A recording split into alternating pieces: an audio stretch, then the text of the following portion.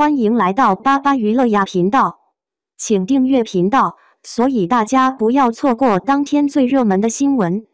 我们今天的时事通讯包括以下内容：湖南卫视首播32集都市情感大剧来袭，杨紫、肖战领衔主演。林之孝抱着大提琴冲进华清医院时，马尾辫甩得像失控的节拍器。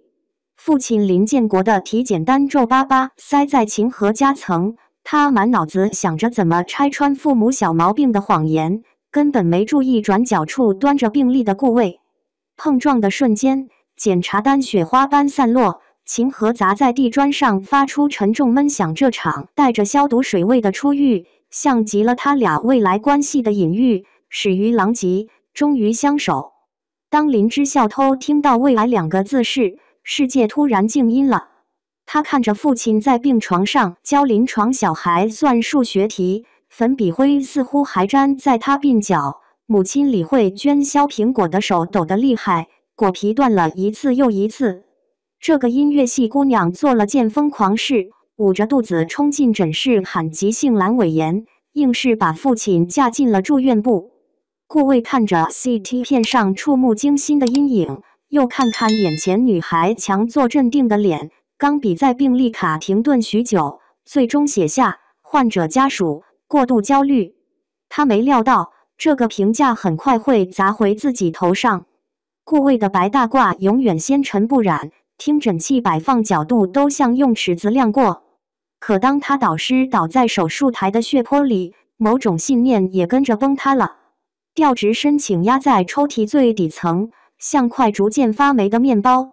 高希端着咖啡走近时，他正机械地搓洗双手，水流烫得皮肤发红。胃肠外科需要你。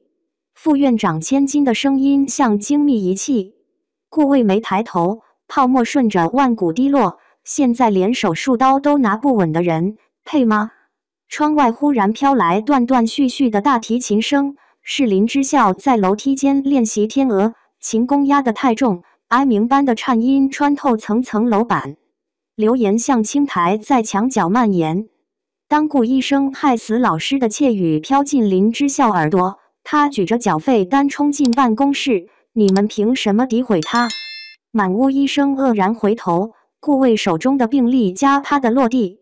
他第一次认真打量这个总给他惹麻烦的女孩，廉价帆布鞋沾着泥点，马尾辫毛躁翘起，严厉的火焰却灼得人发疼。后来他才知道，林之孝为此在院长办公室据理力争半小时，用他学音乐练出的肺活量。陪护的日子像慢炖的汤。林之孝给父亲念《战争与和平》，读到安德烈负伤那段突然哽咽。顾魏查房时听见，第二天默默放了本贝多芬传在床头柜。某夜林建国突发呕吐，林之孝吓得赤脚狂奔喊医生，顾魏冲来时拖鞋都穿反了。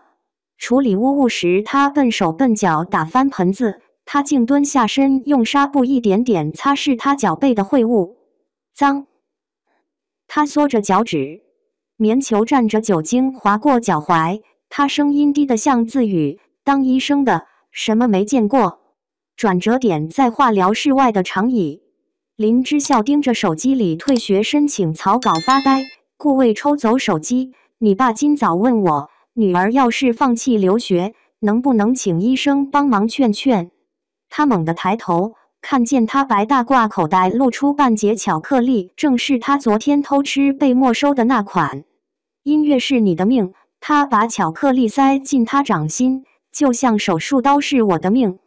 监护仪的滴答声里，两人第一次并肩看窗外日出，金光刺破云层时，他白大褂袖口蹭到了他的琴谱。当顾魏颤抖着手签下林建国的手术同意书，钢笔在责任栏留下团墨字。无影灯亮起的瞬间，林之孝把琴弓塞进他口袋，带着他替我看着爸爸。8小时手术，琴弓木纹被汗水浸得发亮。门开的刹那，顾魏眼底的血丝比任何情话都动人。林之孝冲过去拥抱他，消毒水混着大提琴松香的味道，成了余生最安心的住脚。养子演活了林之孝的蜕变，初期像炸毛的猫，父亲确诊时全在消防通道发抖的镜头，眼泪鼻涕糊了满脸。后期给顾魏系领带时，手指稳得能穿琴弦。肖战的顾魏更是颠覆，金丝眼镜后的红血丝，洗手搓破皮的强迫症，还有被林之孝逗笑时突然崩开的表情管理，让冰山医生落了的。特别当高希端着世家千金的架子质问他懂你什么时，顾魏转着无名指上林之孝编的草戒指轻笑，他懂我做完3台手术回家最想听走调的小星星。原著小说里假女婿的桥段，剧里处理得更妙。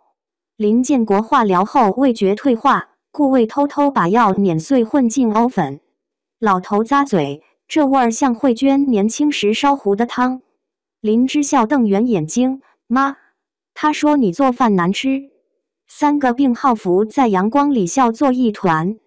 这种烟火气让收视率从开播0.8%飙到大结局2.1%。腾讯视频弹幕峰值每分钟过万条，观众不是在追偶像剧，是在找自家影子。